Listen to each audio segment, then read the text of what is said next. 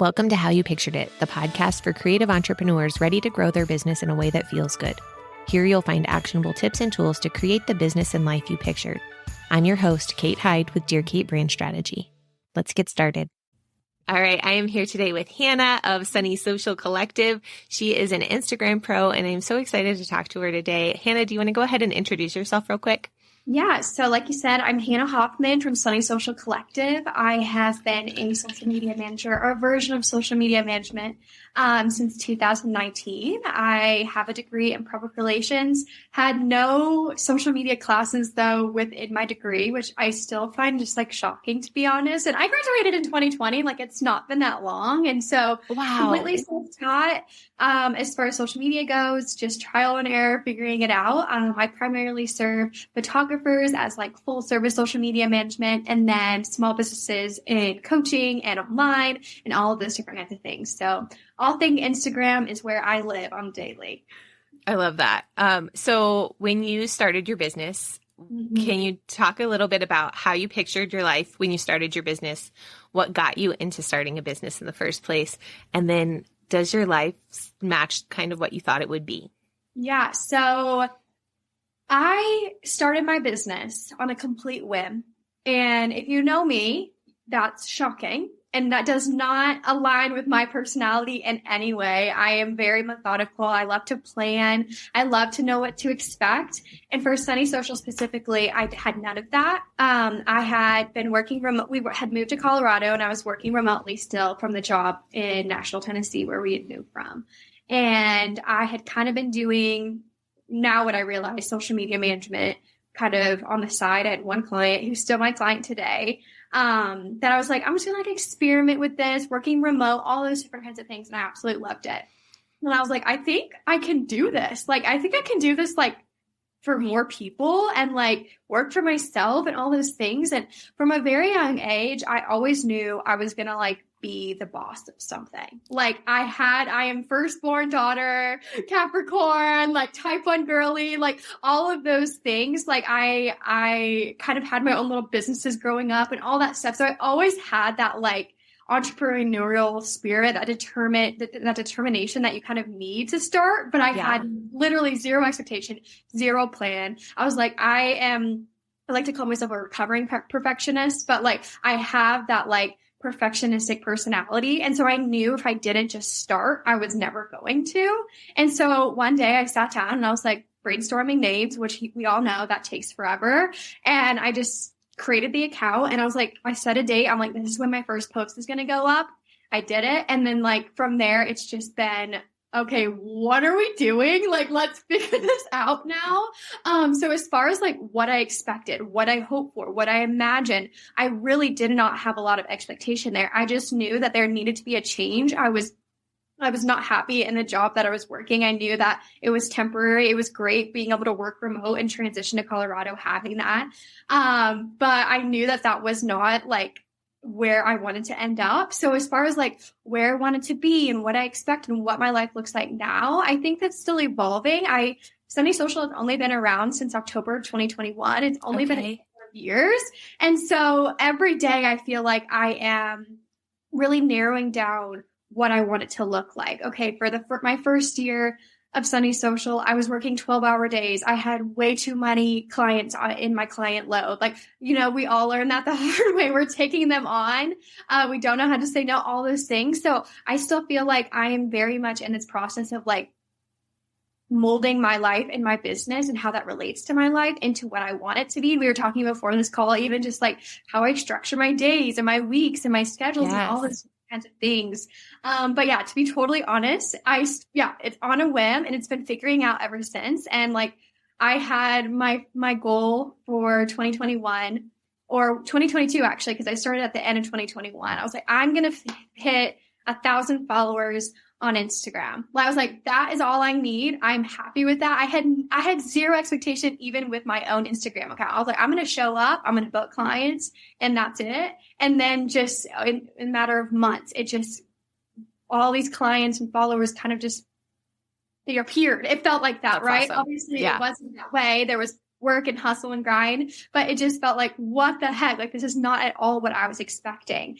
So I think a lot of it, even just that 2022 year was like catch up, like taking a breath and being like, what have I gotten myself into? Like, this is amazing and wonderful, but like, how do I balance it all? So hopefully that answers the question. There's like 3 questions in there. So I don't know. Totally. No, that was great. That was great. Yeah. So let's talk a little bit about Instagram, specifically. Going back to like the how you pictured it part, I think most of us, when we start a business, we start it not to be on Instagram all the time and promoting our business through social media. How do you feel like, what's the best way for entrepreneurs to kind of fit Instagram into their business?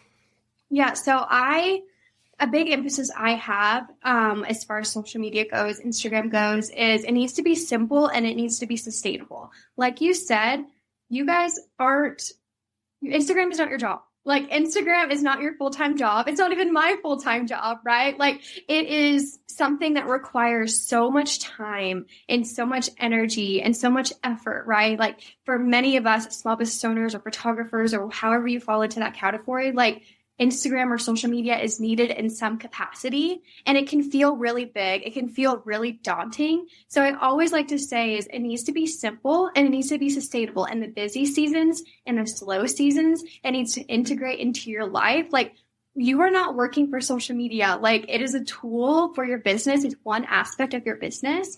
So that is a big emphasis I always have just with just the mindset itself, right? Like, not treating Instagram like it is the one all be all. Like, there's also other avenues and platforms and things like that. So learning it and understanding it in a way that you can then, okay, this is a new update or this is a new change. How can I compare that to my strategy and my plan? Does that integrate well? Is that something I have the capacity for? Like, we're starting small, we're starting simple, we're building, we're learning, we're evolving, we're building on that rather than trying to attack it all at once.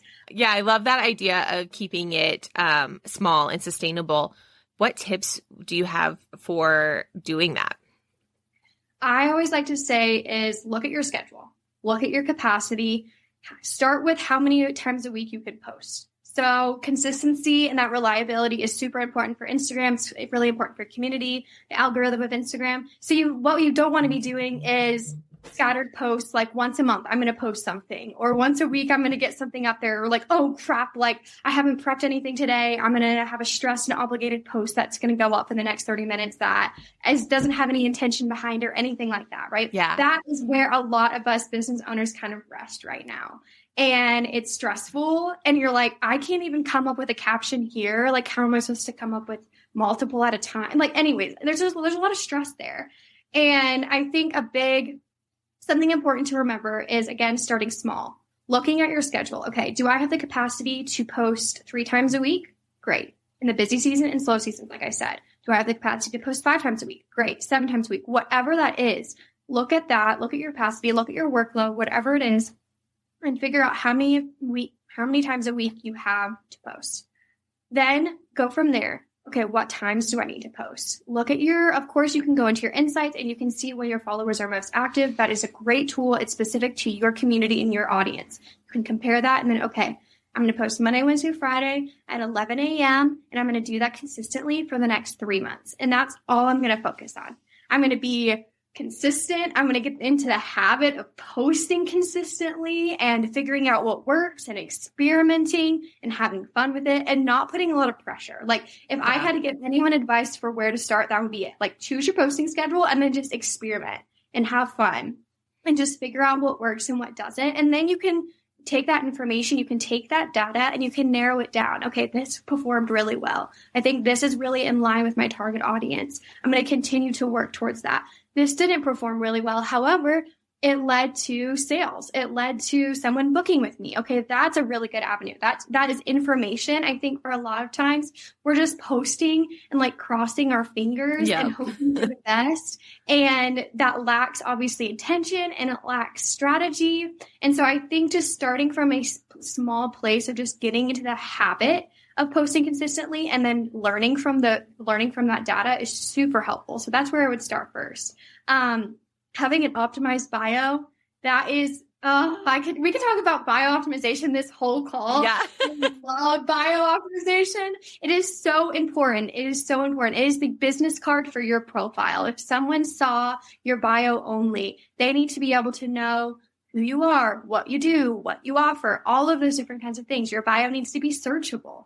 Every single piece of copy in your bio, in your captions, everywhere on Instagram, they're using that to categorize your content and push it to the right people. If someone wants to search social media manager, they're going to type in social media manager. They're not going to type in Sunny Social Collective. They don't know they're looking for Sunny Social Collective. So you need to make sure that's searchable. You need to make sure you're accessible.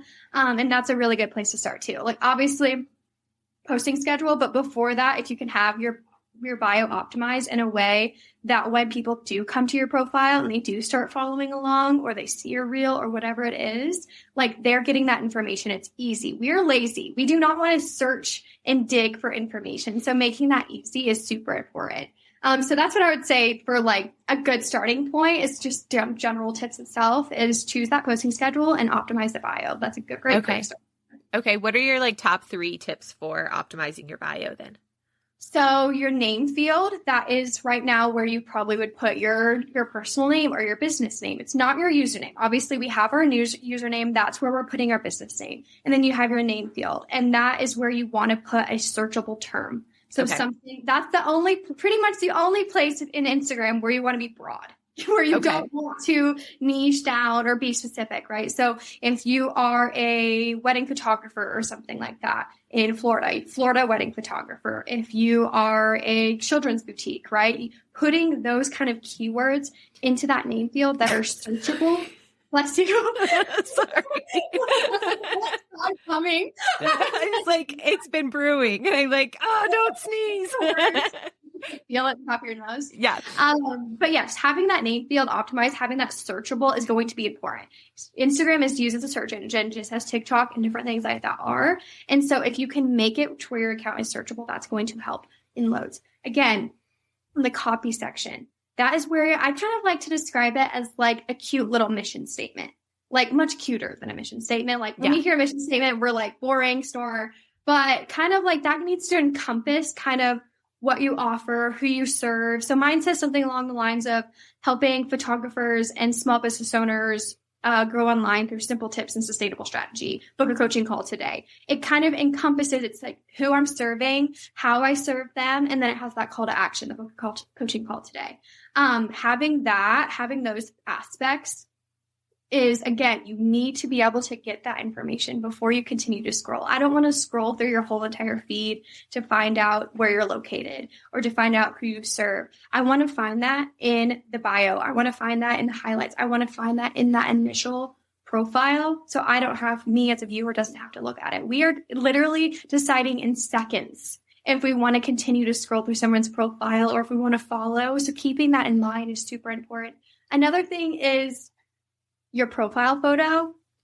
It's great to have one of yourself if you can. If you're like a single entrepreneur doing your business on your own, especially like if you have a team who's active, if you're like an agency or if you're like a boutique and there's not really one person, a logo might be appropriate for you. But for me, for photographers, for small business owners, if you're an influencer, all those different kinds of things, a profile of you is important. A profile picture of you is important and something that is tied in with your branding, right? We're not taking a selfie from 2012 and putting it in our profile. We're putting something that fits with our feed and fits with our profile, something that we can keep there for a while. For mine has like sunshines behind it. That's really important. Another thing about the bio is this is not the place to be putting dog mom. Or like any like coffee lover, or like anything like that. Like those are important things for your bio to have. You have a very limited amount of space there and you want to use it and you want to optimize it well. You can put dog mom, coffee lover, whatever that is in your fun facts post that you have within your feed, but that's not the place for your bio. And then again, making sure you have a link that works, that is easy and accessible when they do click on that link. And then you have, if you are in a specific location, you can put a hyperlink location in there as well, whether it's the city and state, or if you have a specific brick and mortar store or something like that, you want to making sure you have it. Again, ease and accessibility is super important for your bio. So now with Instagram's newest like updates, you can put more than one link. Right. How are you feeling about that versus like, I don't like Linktree. I'm going to say not that. If you have like a links page on your website, that's much better for your SEO there, website person here. But how do you feel about having like multiple links versus that like one links page?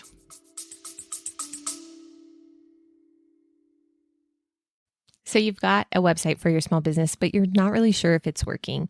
I've got a brand new free resource that gives you a grade for your website, like old school report card. It's a super easy to use checklist. You'll go through, answer questions, and at the end, you'll get a grade for each page of your site, plus your site overall. And you'll also get next steps to what you need to do to make your website convert and connect with your dream clients. So you have a site that sells your services for you, and you can get back to life just how you pictured it. Head to dearkatebrandstrategy.com/report card to get that free resource now. I really don't have a lot of feelings about it, to be honest. Okay. I use something called Stan Store, and it's an amazing platform, and that's what I use for my link in bio. You're able to put links in there. People are able to put coaching calls through that. They're able to download my digital downloads. It's all in one place.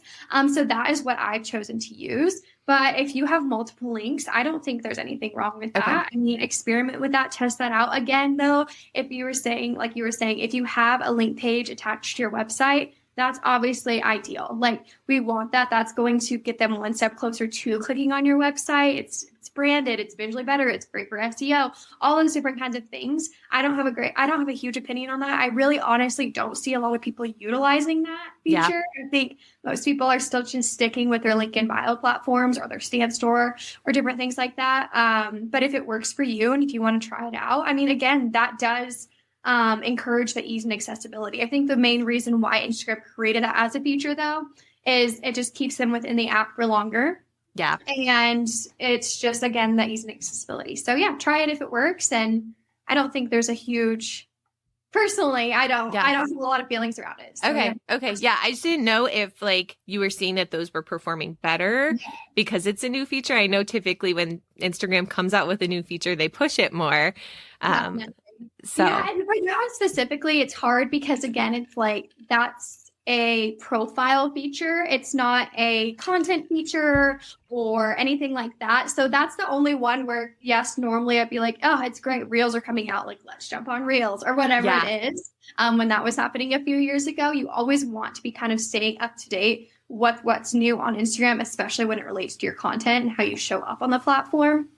As far as the link in bio situation, I think just like do what works best for you. Okay. I wouldn't sweat too much. Cool. That's one of those things we don't have to sweat too much. Wonderful. It's nice when there's something we don't have to sweat, right?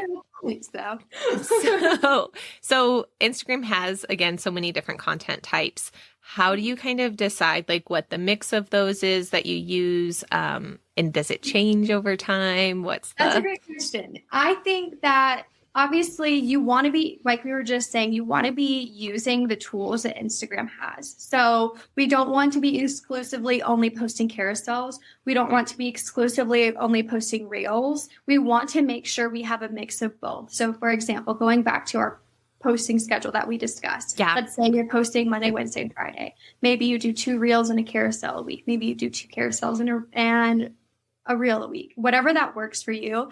Personally, for me, for my clients, I have an exact number of reels I post a week, an exact number of carousels. If that works for you, totally do it. But again, we're talking sustainability. We're talking, what do we have the time for? We're talking what's realistic in our life. If it's more realistic for you to post 2 carousels that week and 1 reel, let's do that. If 1 week you have a ton of video content and you have the capacity and you have the time to film reels, do 2 reels in a carousel. I think there's something that is empowering with knowing like, I can adjust. I have my structure. I have the rules. Once I know them, I can break them. Yeah. And it's just, as long as you're creating that mix of content, I think that's more important than like getting so rigid and being like, I have to do 2 reels and 1 carousel a week. And of course, like both of those pieces of content serve different purposes, right? So your reels that is more focused on reach. It's putting your content in front of people who haven't seen it before.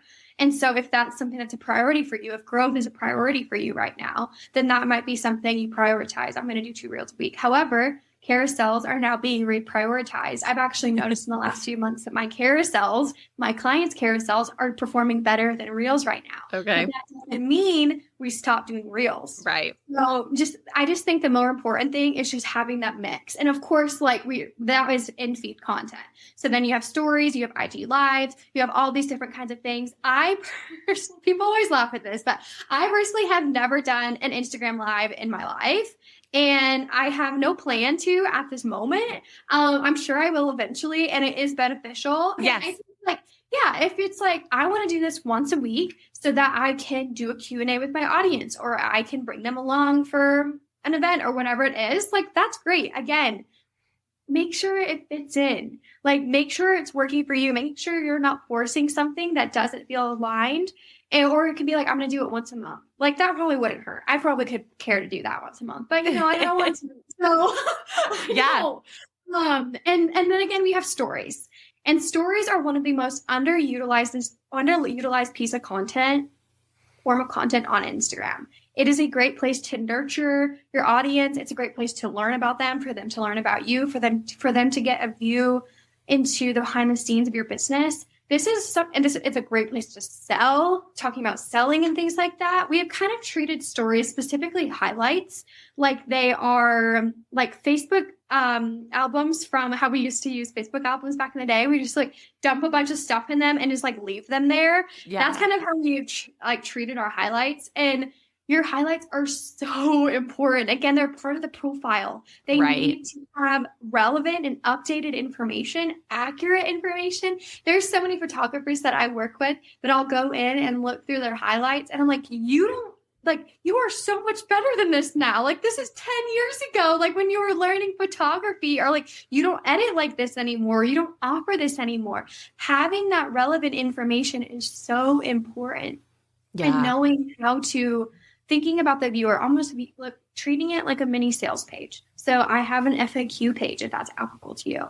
I have an offers page. Maybe you break down your offers. For me, I think specifically, I break down my offers because I want, if someone's coming to my profile and they want to learn more about my subscription, they can click through and learn. They can see behind the scenes of my subscription, what people are saying, information about that. They're not having to click through a big long highlight of all of my offers in one space. It's easy and accessible. Again, that profile ease and accessibility is so important. But yeah, stories is underutilized. Take advantage of those. They're allowed to be casual. Like, there's not a lot of rules with them. It's the wild, wild west. Like, letting them expire, that's a great tip. Using poll and engagement stickers, all those things, that's great too. But mainly it's just a place for you to connect with your audience, and you want to be doing that. You want to be nurturing the community you had. You want to invite them into your life. They have chosen to follow you. They've chosen to be in your space. They're not numbers, they're people, and stories is a great place to garner that. So yeah, those are kind of how I break my content down, besides ID lives, obviously. One thing that you didn't mention was like a single image post. Is that something you still utilize, or no? Okay. So I personally do not utilize a static post because I find that they are you swipe by them very easily. Carousels are more engaging. You swipe through them rather than past them. Okay. So that's something that I always recommend. Is I just think if you have the content for a carousel, do the carousel every time. And if it's something that's like, I only have one piece of content, I only have one graphic here, I only have one picture here, whatever it is, add a call to action slide. Like, that's something you can do. Or it's like, at the end of the day, again, if it's like, this is the only photo I want to post, do it. Like, that's okay. Yeah. I think the reason why static posts versus carousel posts is why you want to be doing that on a consistent basis is just, it's going to be serving you better. But if you have a piece of content where you're like, static is best for this, do it. Again, you know the rules, you can break them. Yeah. Yeah, that's great. Okay. I'm really big on getting help where you need help, right? Yes. So don't do the things that you're not good at.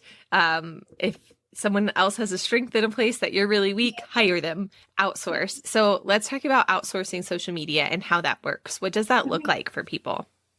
So it really depends on your industry. So for example, I work primarily with photographers. So for that, I have access to their galleries. I have access to their behind the scenes content, different things like that. If you are a photographer, you're more graphic based or product business based, then the social media manager will be communicating, collaborating with you with the content they need, or they'll be creating content for you in Canva and different things like that. So as far as content goes, that is very collaborative with the client. As far as strategy and planning, caption writing, creating reels, all those things, that is something a social media manager can do for you. All you're responsible for, it really obviously depends on the social media manager, but for me specifically, all I require of my clients is you give me the information that you need posted. If you don't have anything you need posted that week, don't worry about it. I'll take care of it. And then I send them an email when their grid is ready to be reviewed. They go in, they give me feedback, they approve, and then it gets posted. And that's all they have to worry about in the whole process. We spend hours a week creating content. And that is something that not everyone loves to do. Right. And it's very hard and it takes a lot of time, and and like with Instagram changes and all those things, it's really hard to keep up, especially if you're juggling so many things in your work and life and personal life and all those things. Outsourcing is a great tool. And it really is just like, I think my biggest piece of advice for outsourcing with a social media manager is finding someone who is working within your industry, finding someone that you can collaborate really well with. I think that's something that is a misconception about social media management, is it's still very collaborative. It's not like I am taking your content and you have zero say and you don't see it before it goes up, or you don't have to do anything, right? It still requires a little bit of that collaborative communication and making sure you're on the same page. I always tell my clients, like, I am speaking on the behalf of you, so I need to know you. So like something that's built into my structure is when I bring on a new client for the first few months, I meet with them bi-weekly. We're checking in, getting to know, how did you like this? How did you not like that? All those different kinds of things. I need to know and be in your space. I need to know your tone of voice. Yeah. I need to know how you speak, so I can speak on your behalf. And so that is something that social media managers can do. And I get the concern with outsourcing that, right? I've been doing this for years on my own, and it's either been working really well or it hasn't. And just that fear behind that, I think social media it feels very personal for a lot of people, whether you're doing it for business or not. And so it can feel a little bit scary to outsource that. But there's so much structure and strategy that we have that you guys don't have the capacity for, you don't have the knowledge in. And that's where a social media manager can really help. Yeah. So instead of having to learn all of this stuff, it's nice to be able to hand it over to somebody who spends their days learning it and understanding it. Right. Yeah. For sure. Yeah. So if that's not an option for someone and they're trying to be consistent, what do you suggest for scheduling or planning things? Yeah. Are those scheduling tools like Planoly, Tailwind, those kinds of things that you use, or do you suggest only publishing, posting live, or? 1,000%. Again, it's not sustainable if I'm having to drop everything in my day to prep a post, right? So for some people, batching does not work. And that's okay. If that really does not work for you, if you've given it a try and you're it is way easier for me to just kind of have a general guide and structure that I know what I need to post on those days, that's fine. There's also options. There's so many good scheduling tools. I personally use Planable. I love it. I would say if you're not a social media manager though, you can use Planoly, you can use Facebook Business Suite, you can do in-app scheduling even, and just have use a grid planner or something, on Canva, or get a grid planner app. There's plenty of ways to save money with those too. A lot of those have free options and different things like that. But yeah, utilize a scheduler. Schedulers are great. What I always like to recommend, I do a lot of coaching calls with people who have the same issue. I am not in a financial place to be able to outsource social media management yet, but I'm also not in a place where I can just knock out content in every day. I don't have the capacity. I don't have the time for that. It's interrupted. Again, it gets to that obligatory and rushed piece of content. Yeah. Whereas we obviously want to be producing intentional and strategic content. So what I always recommend is first, obviously, choosing your posting schedule, and then dedicating, if it's bi-weekly or weekly, whatever it is, choose a day where you block out a couple of hours to prep your content. even if you're not making the content, if it's like, I don't want to make it, I want to do it day of, whatever, sit down, write out your ideas, think about what you've done that week, think about the content you've done, prop your phone up throughout the week if you have something that sparks into your head, and then sit down when you're in that zone of genius and just focus on that. I think the biggest problem why people are apprehensive to start batching, because they're like, I can't even write one caption. Like, how am I supposed to sit down and prep 3 or 6 or whatever it is? And I'm like, valid, I get it. But the difference is one is like a blocked out amount of time for you to be able to focus in on that and not be your priority in that moment, being in that zone of genius, where the other one is that stressed and obligatory post. Of course, you're not going to be able to think of a great caption in the moment. You're like 30 minutes after your posting time, you're stressed, you're trying to get the kids out the door, whatever it is in the moment, like, you have to be able to kind of dedicate that space if you're wanting to batch and prep ahead of time. That is what we do as social media managers. That's all we're doing. We're dedicating time for your content on a weekly, bi-weekly, or monthly basis. And we're sitting down and we're thinking it through and we're writing out the captions. There's also ChatGPT now. A lot of these schedulers also have like built-in AI as well. Like, captions are not as hard as they used to be. Yeah. At least there's something, it's a point of inspiration. So if that is something where you're like, I really want to make sure I'm being consistent with social media, try to just dedicate some batching days, whatever that is, and then think through your content, and it will become more of a habit. That's something too, like right now, it's not habit. It's not habit to be thinking about content ideas throughout your week, right? But when you kind of know, okay, on Fridays, I'm going to prep my content for the next week. When you're going Monday through Friday, you're like, okay, I'm going to like set up a time lapse while I edit my photos, or I'm going to take a BTS, or, oh my gosh, I'm taking the ideas will come to you. Like, it'll be 3:00 in the morning. You're like, that's a great idea for content or whatever. And you can write it down. And it's really just training your brain and getting your brain used to the idea of creating content on a consistent basis. And that is what's going to serve that's what's going to serve your account the most, right? Like posting one time on Wednesday and then 2 weeks later posting on Sunday, like that's not going to do much for you. Like that's going to serve you. So figuring out what works for you. Again, if batching and sitting down and doing it all at once doesn't work, maybe the alternative is, okay, I'm going to create some content pillars. On Mondays, I'm going to talk about this. On Wednesdays, I'm going to talk about this. On Fridays, I'm going to talk about this. So at least you have some structure. So when you do need to prep your post day of, you have some type of idea of the content that you need to be producing. So yeah, that would be my recommendation. Yeah. Are you doing like a lot of repurposing content from like longer form pieces as well? 1,000%. Like I will literally, there's been weeks I have had a really busy spring. I've been moving, launching Notebook Girls Co., like doing all these different things.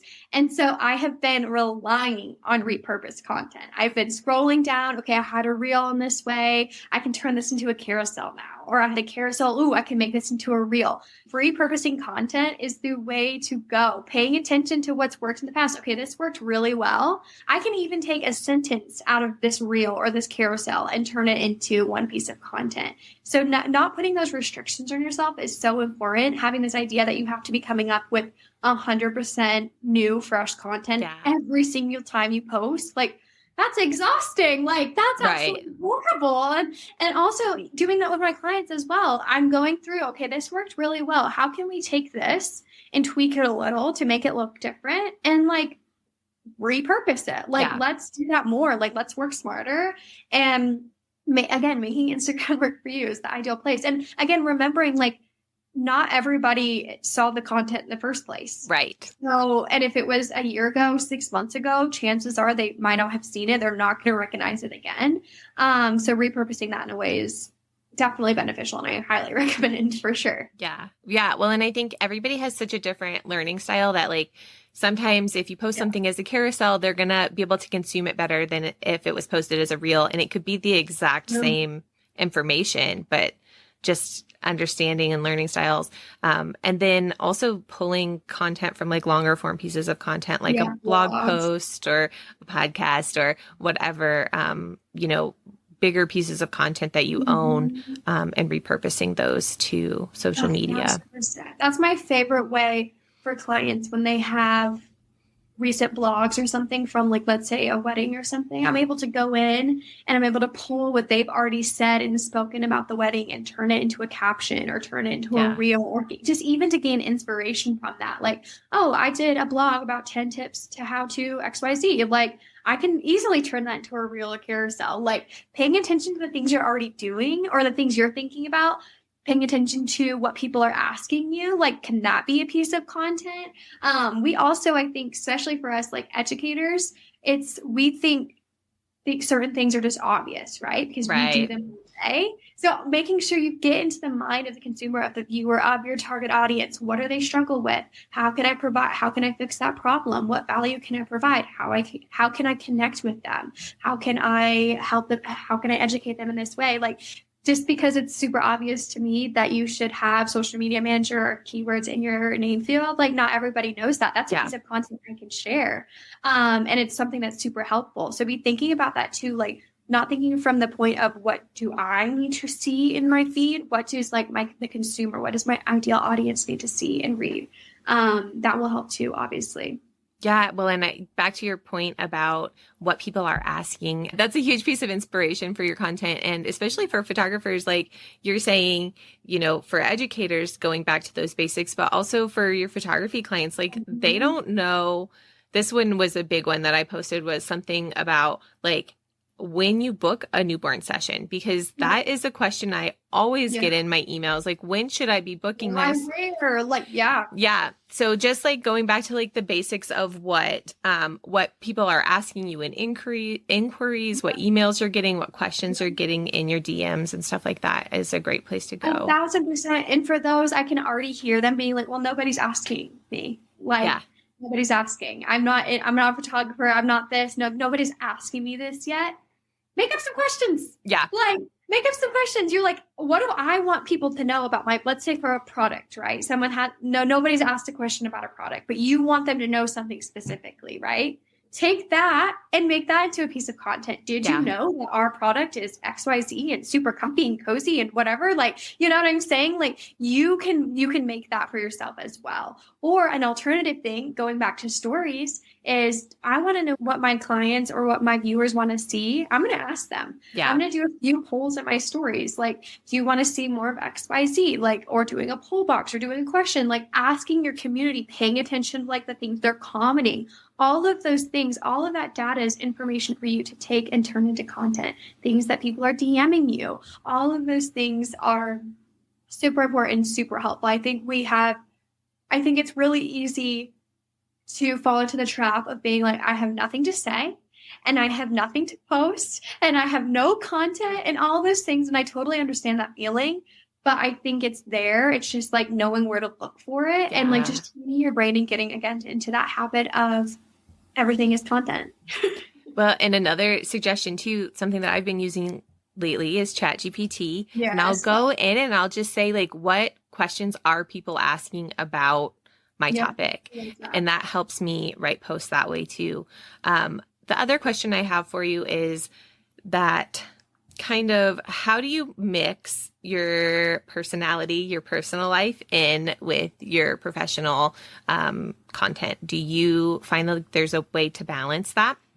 Definitely. So I think that is something that I'm still trying to figure out. I'm really trying to figure out what is the balance of keeping like professionalism, keeping personality, and keeping all of these things kind of wrapped up in one within my feed. I think a good rule of thumb for me is I keep my feed as it's Sunny Social. Like I'm sharing tips there. I'm sharing things that are related to social media. I'm sharing things that are related to Sunny Social, all of those things. And you'll see filtered throughout, there'll be some that are more personal, like that have like, it's related to social media, but maybe I've used a clip that like has my dog in it or like something like that. Yeah.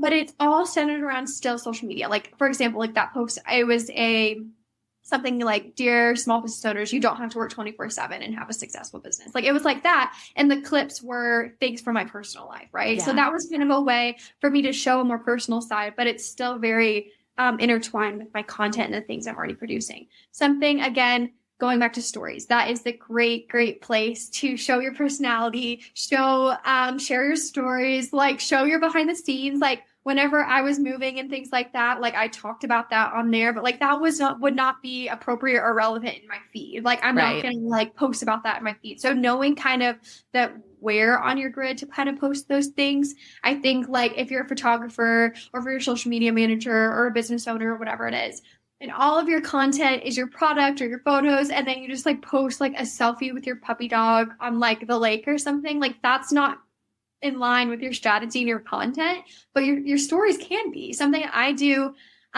is I take every weekend off social media.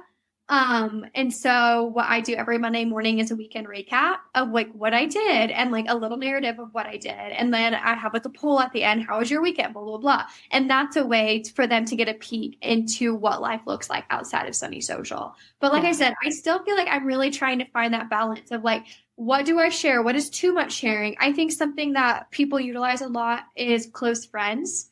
And it's not even your specific close friends. It's who wants to be added to my close friends list, and you add them. And that's just like your own little place too for people that maybe like every 3 months or something, you do a thing on stories where it's like, who wants to be added to my close friends? And that's a way for it to be more casual or more candid or to share more behind the scenes that like it might not always, you might not be comfortable sharing with your whole entire audience at some point. But close friends might be and that's also a really good time that you can also even be like, when you join close friends, like you're getting a more behind the scenes look at what it looks like to run this business. You're getting first access to new offers or codes, or like you can make it to where it's like something that like feels exclusive, and then they're like being invited in and that they're feeling special. And like that connection is so important with social media, right? We've seen that so much, especially with TikTok. Like people want access, like they want access. We are nosy. So like, and if you're ever like, I don't think that people are going to care about this or whatever, like chances are they will. Like, and so sometimes I'm like a little weirded out, but I'm also like, that's great for us. Like, still like bringing, like, let's say you're a product-based business, photography or whatever, bring them along a day in a life in your stories, or bring them, do a day in a life reel or something like that. Like, there are ways to involve them and get them involved in your life and share that personal side and share that personality without completely like having to overshare all the time. As far as like personality itself, I think that just comes with like comfortability, and that I've talked a lot about that on my in my feed and in my content, just like getting comfortable showing your face online and talking on stories, and like crossing that's hard and it takes time. And I think it like is, again, it goes back to just building on it. Maybe you start with your profile photo as your face, and then maybe you start sharing some stuff on your stories, like photos, and maybe you set a goal to talk on your stories once a week, and then maybe we start beat bopping around in reels. Like when I started Sunny Social, I was like, I am not showing my face. That will not be happening. Like that is absolutely outrageous. Like I was, that was not going to be like, but it was something that I quickly realized that in order for me to connect with the people who have chosen to follow me, in order for people to have the trust factor and that connection, I need to show my face. Like people connect with people. So remembering that if you're ever nervous about showing certain sides of your personality or your personal life, like remembering people connect with people, these aren't numbers, and including them in with whatever, of course, you're comfortable with can be really beneficial. Yeah. I always notice that if I post a headshot or photo of my family or something personal, even in my feed, that those posts are going to do so much better than the like anything else, honestly, quite honestly. Tell you everything you need to know, right? Like, right. If those are the pieces of content, the ones of yourself or the ones of you sharing a personal story or the family photo or whatever it is, like if that's what's your most liked content, that tells you everything you need to know. It means that you need to be showing up in your reels more. You need to be showing up in your stories more. You need to be leaning into that in a way to where they trust and know you. But it needs to then, again, it's hard to be like, all the likes are coming in on my personal posts and not on my actual like client posts or anything like that, which I know how frustrating that can be. But I think learning from that and knowing that, okay, if this is what people are liking and seeing, like how can I lean into that and like also combine that with the content I want them to be seeing? Yeah. And it can be kind of difficult at times, but It's something to, and it's personal. It's something to experiment with, figuring out what that looks like for your own personal profile. But yeah, I get that. Yeah. One last thing that I want to talk to you about is how are you converting your like Instagram followers into leads? Like, how are you getting them from Instagram into their inboxes or into your inbox and booking with you? What are your strategies for that? Yeah, I think a big thing for me is at the beginning, it was I'm showing up in a place of authority. I know what I'm talking about. I'm providing value. I'm providing tips. I'm relating with you. I'm sharing that I don't want to talk on my stories. I know you don't want to talk on them either. And it builds this trust and it builds this reliability. I have something I do every week is I do a trending audio reel. Yeah. And when you comment a son, every person who comments a son gets a list of audio. And it's completely free. It's something that I do. And it's just been like, that's been a good piece of like reliable content. That's something that people can come to my profile for. They know that. They can rely on that. And I think a big part of it is just for specifically like coaching calls. Like that's the main thing that I like to book. I love coaching calls, different things like that. And the way I do that is just providing value, having CTAs and different things like that at the end of my content. That's like, do you keep up with that? Like, let's book a coaching call. Posting after my coaching calls. Like that's something big, I think, for photographers, product-based businesses, anything like that. Is I have a coaching call, I post on it, I say what we talked about, and on the next page, there's a place to book. And they're like, oh, I need help with that. Like real life people, other people participating, different things like that. Let's say you go and you have a photo shoot or something, you take behind the scenes, blah, blah, blah, a little text. The next screen is inquire for your engagement shoot or something like that. Right. I think stories is a really great place to sell. Like anytime you can do selling on stories is ideal. I think something Maya Nicole said, who's a huge social media expert, she once said that if you aren't selling on your stories, and of course when we hear selling, we're like, it sounds yucky. I had this today. Like that's what we're imagining, right? Yeah. And of course we're like, ew. But what we need to be focusing is on less selling and more storytelling. For a good point of view. So be thinking about that. What is the story behind this? What's the reason behind this? How does this solve their problem? And bringing that into your stories on a daily basis. Going back to what Maya was saying, she said, not selling on your stories is like going into a store and then being like, sorry, nothing's for sale today. Like you have to make it easy. People have to know that you're selling. Yeah. You can't just put it in your link in bio and like hope people are going to like click it and buy it. Like that's not how it works. Unfortunately, we have to see something multiple times before we ever even click to find out more information. Yeah.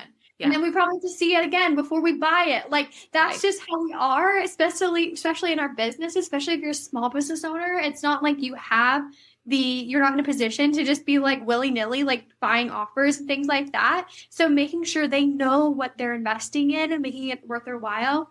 It's not about the price. It's about how you're storytelling. It's how you're selling. That's something I'm still actively learning. But no, stories have been a great way for me to sell and to convert into leads, just sharing that behind the scenes and having testimonials and different things like that. And just again, I don't always do this, but trying to have an offer or sell quote unquote in my stories on a daily basis. Okay. Just again, for that, being able to see things and being able to have that easily click and all those things. Yeah. I think kind of treating your feed as a place to provide value and to connect and your stories as a place to sell, I think is a good rule of thumb. Awesome. Hannah, how can people find you? How can people work with you? What's your favorite offer right now? I love coaching calls. Coaching calls are for anyone and everyone who is doing social media on their own. Like we talked about, like not everybody is in a financial position to have a social media manager or even wants a social media manager. But being able to sit down for an hour and talk in like a personal way, in a custom way to your profile. We'll audit it. We'll go through your bio. We'll address all your questions. That's something I love to do. So I offer coaching calls. I have a trending audio subscription in addition to my trending audio reels. And basically that is something that you subscribe to every week. You're getting a list of 10 audios that are broken down by industry. So I have service providers, product-based businesses, creatives, anyone and everyone, coaches, and each one comes with an audio and it comes with an idea, and then you're able to it takes that scrolling time out of it. Yeah. I know for like literally today, even I was scrolling for like 45 minutes trying to find an audio. Yep. And I know how frustrating that can be. So try to eliminate that as much as possible. So those are my two main offers right now that I'm so stoked about. And then I also offer full service social media management to photographers, booked and busy photographers who no longer have the time and capacity to do it on their own. I'm not actively accepting new clients right now, but possibly will be at the end of summer. So if that's something that is needed, definitely reach out. But yeah, you can find me everywhere at Sunny Social Collective and sunnysocialcollective.com. So that's wonderful. me. Thank you so much, Hannah. Thanks for having me on. Thanks so much.